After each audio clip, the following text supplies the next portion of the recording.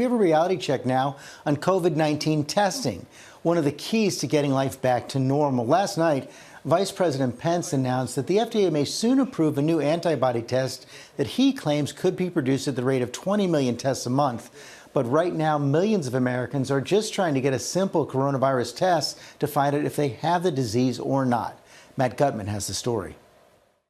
A nation on edge and millions anxious to get tested. Cars lined up by the hundreds at the Hard Rock Stadium in Florida Monday, reaching capacity by mid-morning.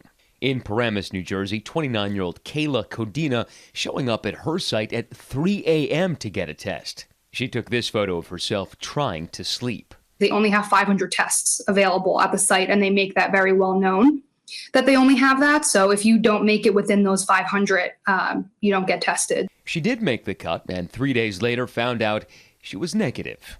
But that wasn't the case for California police detective Mary Lou Armour.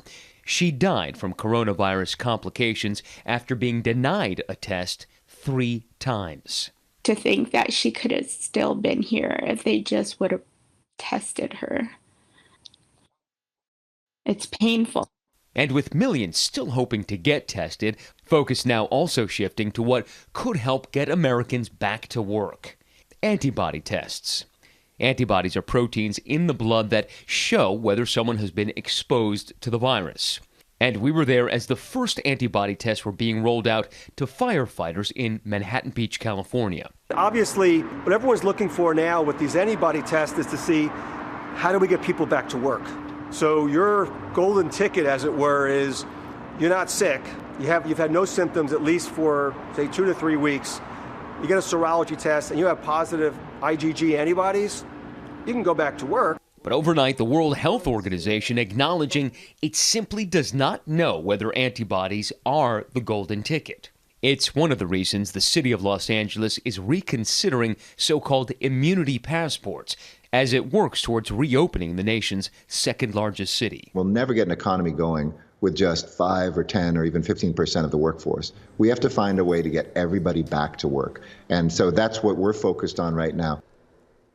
So if antibody testing isn't the silver bullet, what is? Well, governors and mayors across the country are saying over the coming weeks, you're going to start to see stores, restaurants, bars reopen. But before you can be admitted in there, you'll have to have your temperature taken. And the other key component is massive and repeated testing for the regular virus countrywide. And one thing, Robin, only 3 million Americans have been tested so far. That's less than 1% of the population.